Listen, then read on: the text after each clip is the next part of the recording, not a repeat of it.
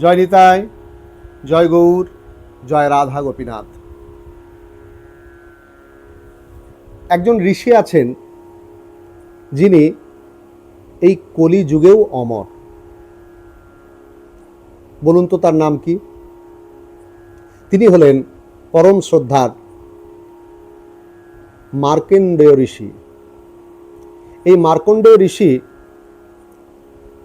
তিনি কিন্তু জন্মের সময় অল্প আয়ু নিয়ে জন্মগ্রহণ করেছিলেন। শুধুমাত্র সাধু গুরু বৈষ্ণবের আশীর্বাদে তিনি চিরঞ্জীবী হন, অমর হয়ে যান। তো চলুন এখন আমরা আস্বাদন করি যে কেমন করে মার্কণ্ড ঋষি তিনি অমর হয়ে গেলেন। সেই পুরাকালে কাশীতে এক ব্রাহ্মণ দম্পতি, তাদের দীর্ঘদিন সন্তান হচ্ছিল না বলে তারা দেবাদিদেব বাবা বিশ্বনাথের আরাধনায় মগ্ন হন। দীর্ঘদিন তপস্যা করার পর দেবাদিদেব মহাদেব সন্তুষ্ট হলেন। তিনি বললেন, বলো তোমরা কি বর চাও। এই দুই দম্পতি করজোড়ে বললেন, হে দেবাদিদেব মহাদেব, আমরা পুত্র সন্তান চাই, আপনি আশীর্বাদ করুন যাতে আমাদের পুত্র সন্তান হয়। মহাদেব হেসে বললেন, সুপুত্র নেবে না কুপুত্র? যদি সুপুত্র নাও তাহলে তার আয়ু কিন্তু কম হবে, আর যদি কুপুত্র নাও তাহলে তার আয়ু দীর্ঘ হবে। এই ব্রাহ্মণ দম্পতি করজোড়ে বললেন, হে দেবাদিদেব, আমরা সুপুত্রের জনক জননী হতে চাই। দেবাদিদেব মহাদেব বললেন, তথাস্তু, তোমার এই পুত্রের আয়ু হবে মাত্র 5 বৎসর। আশীর্বাদ করে চলে গেলেন, অন্তর্হিত হয়ে গেলেন দেবাদিদেব মহাদেব। কিন্তু এই দুই দম্পতি, এই জনক এবং জননী, তারা যে আশীর্বাদ লাভ করলেন,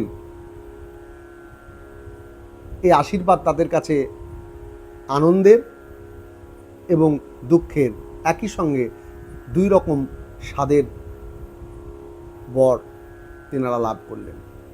আনন্দের কেন না পুত্র সন্তান হবে বলে, আর দুঃখের কেন না পুত্র হলেও, সুপুত্র হলেও তার আয়ু হবে কম। এই দুই ব্রাহ্মণ দম্পতি তারা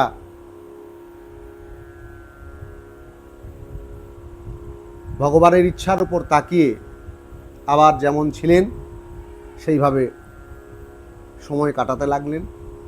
দেখতে দেখতে তাদের সুপুত্র হলো, অপরূপ রূপ পুত্রের, বিচক্ষণ বুদ্ধি, ক্ষুরধার বুদ্ধি তার, এবং সুমিষ্টভাষী অপূর্ব রূপের এক পুত্র সন্তান তারা লাভ করলেন। যেই 5 বছর পুজতে আর 1 মাস দেরি আছে, এমন সময় এই জনক এবং জননী তারা একজন আচার্যের কাছে গিয়ে বললেন, হে আচার্যপাদ, আমরা সন্তান লাভ করেছি বাবা বিশ্বনাথের আশীর্বাদে, কিন্তু এই সন্তানের আয়ু মাত্র 5 বৎসর, আর তার মধ্যে আর এখন মাত্র 1 মাস আছে। বলুন আমরা কি করব? সেই আচার্য মহাত্মা তিনি বললেন যে তোমার সন্তানকে বলো যে যাকেই দর্শন করবে তাকেই যেন প্রণাম করে। কেননা কোন রূপে ভগবান বিরাজ করেন, সাধু গুরু বৈষ্ণব তারা আমাদেরই সামনে থাকেন, অথচ আমরা তাদের চিনতে পারি না। তা তাঁদের আশীর্বাদে অসাধ্য সাধন হয়। তুমি তোমার সন্তানকে বলবে যে যাকে দর্শন করবে তাকেই যেন দণ্ডবৎ করে, প্রণাম করে। তাই করলেন। ছোট্ট ছেলেকে শিখিয়ে দিলেন যে বাবা যাকেই দেখবে তাকেই দণ্ডবৎ করবে। প্রতিদিন এই ছোট্ট শিশু তিনি দাঁড়িয়ে থাকেন এই গঙ্গার পাড়ে এবং যাঁরাই গঙ্গা তীর থেকে স্নান সেরে উঠে যান তাদের দণ্ডবৎ করেন, এমনকি যাকে দেখেন তাকেই দণ্ডবৎ করেন। বাবা, দেখতে দেখতে আর মাত্র 4 দিন বাকি আছে, আয়ু আর মাত্র 4 দিন, মাত্র 4। এমন সময় একদিন ব্রহ্ম মুহূর্তে এই ছোট্ট সন্তান, ছোট্ট শিশু, সে দণ্ডবৎ জানালেন কয়েকজন ঋষিকে। এনারা সপ্ত ঋষি সুরধনী গঙ্গার ধার দিয়ে চলে যাচ্ছিলেন, তাদেরকে দর্শন করে দণ্ডবৎ করলেন। আর দণ্ডবৎ এত সুন্দরভাবে দণ্ডবৎ করতেন, মনোমুগ্ধকর। এই প্রভাতকালে, এই ব্রহ্ম মুহূর্তে সপ্ত ঋষি মোহিত হয়ে গেলেন, আশীর্বাদ দিয়ে বললেন, চিরঞ্জীবী ভব, চিরঞ্জীবী ভব, চিরঞ্জীবী ভব। এই শিশুপুত্রের পিছন থেকে তার পিতা ছুটে এসে এই সপ্ত ঋষির সম্মুখে দাঁড়ালেন। হে মহাত্মাগণ, আপনারা যে সন্তানকে চিরঞ্জীবী ভব বলে আশীর্বাদ করলেন, তার আয়ু আর মাত্র 4 দিন বাকি আছে।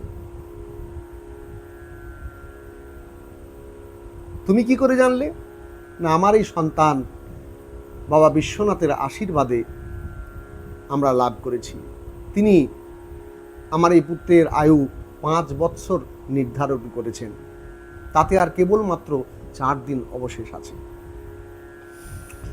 এই সপ্তঋষি তো পড়লেন চিন্তায় যে আমাদের আশীর্বাদ আমরা দিয়েছি, কিন্তু আর বাবা বিশ্বনাথের বরের এই সন্তান, তিনি আয়ু নির্ধারণ করছেন 5 বৎসর, তাতে আর 4 দিন অবশেষ আছে। তা যা করেন বাবা বিশ্বনাথ, এই বলে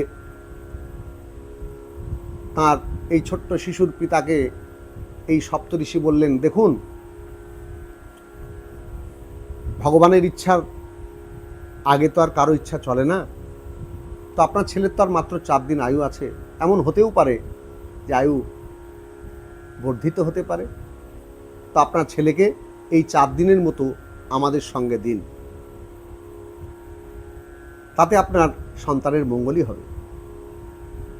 এই কিংকর্তব্য বৃমূঢ় হিতাহিত জ্ঞানশূন্য সন্তানের পিতা তিনি বললেন, যা আপনাদের আজ্ঞা, যা আপনাদের ইচ্ছা।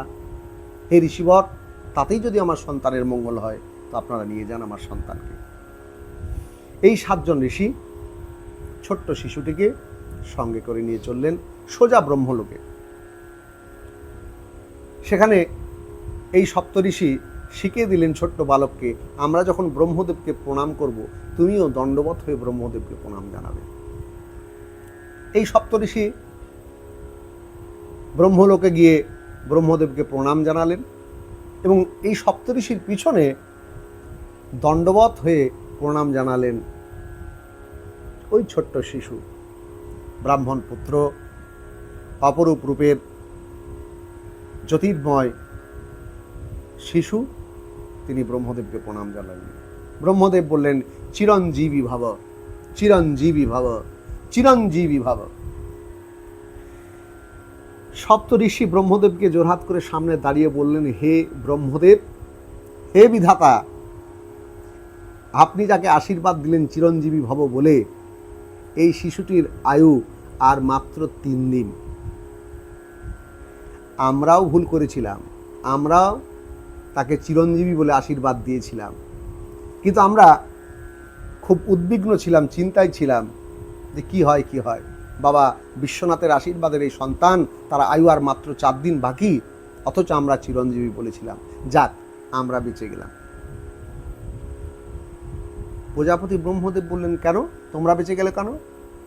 আমরা বেঁচে গেলাম এই কারণে, আপনি আশীর্বাদ দিয়েছেন চিরঞ্জীবী ভব। এখন এই ছেলেটির যদি কিছু হয়ে যায় তাহলে আমাদের দোষ হবে না, দোষ হবে আপনার। আপনার আশীর্বাদ দেওয়া সত্ত্বেও সন্তানের যদি কিছু হয়ে যায়, সম্পূর্ণ দোষ কিন্তু বর্তাবে আপনার। যে প্রজাপতি ব্রহ্মার বরের কোনো মূল্য নেই, তাঁর আশীর্বাদের কোনো মূল্য নেই। ব্রহ্মদেব তো নড়ে চড়ে বসলেন, সর্বনাশ, কি করি? তখন যুক্তি করলেন সপ্তঋষির সঙ্গে এবং ব্রহ্মদেব বললেন, চলো আমরা সকলে মিলে যার বরে এই সন্তান লাভ হয়েছে তার কাছে যায়, বাবা বিশ্বনাথের কাছে যায়। তো ছুটলেন, প্রজাপতি ব্রহ্মা যাচ্ছেন আগে আগে, তার পিছনে যাচ্ছেন সপ্তঋষি, আর তার পিছনে যাচ্ছেন এই ছোট্ট শিশু। দেবাদিদেব মহাদেবের ভবনে গিয়ে সেখানে প্রণাম জানালেন ব্রহ্মদেব, সপ্তঋষি এবং এই ছোট্ট সন্তান, এই ছোট্ট ব্রাহ্মণ শিশু, সেও দণ্ডবত জানালেন বাবা বিশ্বনাথকে। এই বিশ্বনাথও আশীর্বাদ করে বললেন, চিরঞ্জীবী ভব, চিরঞ্জীবী ভব, চিরঞ্জীবী ভব। প্রজাপতি ব্রহ্মা বলেন, যাক, আমার দায়িত্ব সম্পূর্ণ, এবার আপনি যা করেন বাবা। কিসের দায়িত্ব? না, আপনি যাকে চিরঞ্জীবী ভব বলে আশীর্বাদ দিলেন, সেই শিশুটির আয়ু আর মাত্র 2 দিন অবশেষ আছে। আমিও আপনার মতোই চিরঞ্জীবী ভব বলে আশীর্বাদ দিয়েছিলাম।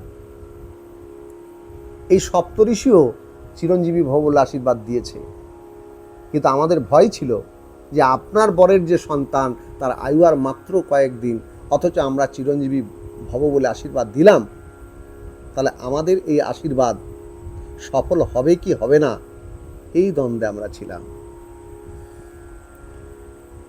এখন আপনার ইচ্ছা, আপনার আশীর্বাদের শিশু, আপনার বরে এই সন্তানের জন্ম হয়েছে, আর আপনি এখন তাকে চিরঞ্জীবী বলে আশীর্বাদ দিয়েছেন। এখন আপনি বুঝুন। বাবা বিশ্বনাথ ছোট্ট ছেলেটিকে কাছে ডাকলেন, ডেকে বললেন যে বাবা, তোমার কোনো চিন্তা নেই, তোমার আর 2 দিন যে অবশেষ আয়ু আছে, এই সময় এখন থেকেই তুমি মৃত্যুঞ্জয় মন্ত্র জপ করতে থাকো এবং আমার লিঙ্গ শরীরে, শিবলিঙ্গে তুমি বিল্লপত্র দিতে থাকো, তোমার কোনো চিন্তা নেই। এই ছোট্ট শিশু বাবা বিশ্বনাথের কথায় এই 2 দিন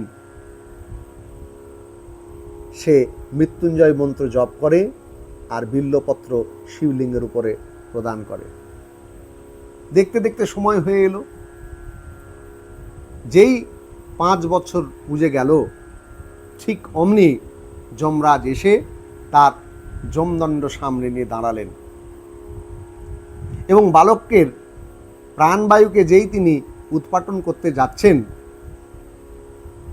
ওই ছোট্ট বালক ওই যমরাজের ওই বিভৎস রূপ দর্শন করে শিবলিঙ্গে জড়িয়ে ধরেছেন আর মৃত্যুঞ্জয় মন্ত্র জপ করছেন। এই যমরাজকে ভীত হয়ে একদিকে জড়িয়ে ধরেছেন শিবলিঙ্গ এই ছোট্ট শিশু, আর যমরাজ তার প্রাণবায়ু নিয়ে টানাটানি করছেন। বাবা ভোলানাথ আর থাকতে পারলেন না, তিনি সম্মুখে ত্রিশূল ধারণ করে দাঁড়িয়ে পড়লেন। বললেন, হে যমরাজ, আপনি যাকে দণ্ড দিতে যাচ্ছেন তার আয়ু এখনো সমাপ্ত হয়নি। যমরাজ বাবা মহেশ্বরকে দর্শন করে করজোড়ে দাঁড়িয়ে বললেন, আপনারই বরে এই সন্তান 5 বৎসর আয়ু লাভ করেছে, তার তো 5 বৎসর সম্পূর্ণ হয়েছে, তাই আমি এসেছি তাকে নিতে, আপনারই দেওয়া বর। বাবা ভোলানাথ বললেন গম্ভীর স্বরে যে, বর আমি দিয়েছি না তুমি দিয়েছ? বলেন, আপনি দিয়েছেন। তা আমি যদি দিয়ে থাকি, কত বর দিয়েছি, কত আয়ু দিয়েছি? 5 বৎসর। তা এই হিসাব, এই 5 বৎসরের হিসাব, হে যমরাজ, এটা আপনার হিসাবে হবে না আমার হিসাবে? বেচারা যমরাজ জোরহাত করে বাবা ভোলানাথের সামনে বললেন, প্রভু আপনার হিসেবে হবে। তাহলে আমার হিসেব শোনো। সত্য, ত্রেতা, দাপর, কলি 4 যুগ জানি। এই চতুর্যুগে এক দিব্য যুগ মানি। 71 চতুর্যুগে হয় 1 মন্বন্তর, আর 14 মন্বন্তর হয় ব্রহ্মার দিবস ভিতর। তাহলে ব্রহ্মার একদিন মানে এত বৎসর। তাই এই ব্রহ্মার এই একদিন, সেই রকম 30 দিনে 1 মাস, সেই রকম 12 মাসে 1 বৎসর, আর এই রকম 5 বৎসর আয়ুষ্কাল। বলো সেই সময়কাল কি বুঝেছে? যমরাজ দণ্ডবত করে বললেন, বাবা আপনার বিচার, আপনার ইচ্ছা আপনি জানেন, আমি এখন আসি। ইনি আপনার বরে অমর হয়েছেন, চিরঞ্জীবী ভব আশীর্বাদ করেছেন আপনি, তা আপনার ইচ্ছা অনুসারে এই শিশু অমর হয়ে থাকবে। এই শিশু মার্কেন্ড ঋষি নামে জগতের কাছে সমাদৃত হবে, জগতের কাছে তার পরিচয় হবে যে মার্কেন্ড ঋষি, সে অমর, এবং আপনার বরেই সে অমর। তো এই হলো মার্কেন্ড ঋষির পরিচয়। এই মার্কেন্ড ঋষি যখন জন্মগ্রহণ করেন তখন কেবলমাত্র 5 বছর আয়ু পেয়েছিলেন। শুধুমাত্র ওই সপ্ত ঋষি প্রজাপতি ব্রহ্মা তাঁদের আশীর্বাদ ধন্য হয়ে তিনি বাবা বিশ্বনাথের কৃপায় অমর হয়ে গেলেন। এখান থেকে আমরা এইটুকুই বুঝতে পারি যে সাধুগুরু বৈষ্ণব তারা অসীম শক্তির অধিকারী, ভগবানের তারা অতি প্রিয়জন। তারা যদি কোনো আশীর্বাদ করেন সেই আশীর্বাদ কিন্তু অমোঘ। সেই জন্যে আমাদের সকলের উচিত সাধু গুরু বৈষ্ণব যারা ভক্তির পথ মার্গে, সত্যের মার্গে এগিয়ে চলেছেন তাদের সম্মান করা। তাদের যদি আশীর্বাদ আমরা লাভ করতে পারি, আমাদের জীবনের সকল সমস্যা দূরীভূত হয়ে যেতে পারে, আমাদের সকল সমস্যা অবসান হয়ে যায়। শুধু হৃদয়ে বিশ্বাস থাকা দরকার যে সাধু গুরু বৈষ্ণবের চরণ রেণুতে অসাধ্য সাধন হয়। তো যাই হোক, ভালো থাকবেন। এইরকম আরও তথ্য পেতে আমাদের সঙ্গে থাকবেন, চ্যানেলটিকে সাবস্ক্রাইব করবেন, পাশে থাকবেন। জয় নিতাই, জয় গৌর, জয় রাধা গোপীনাথ।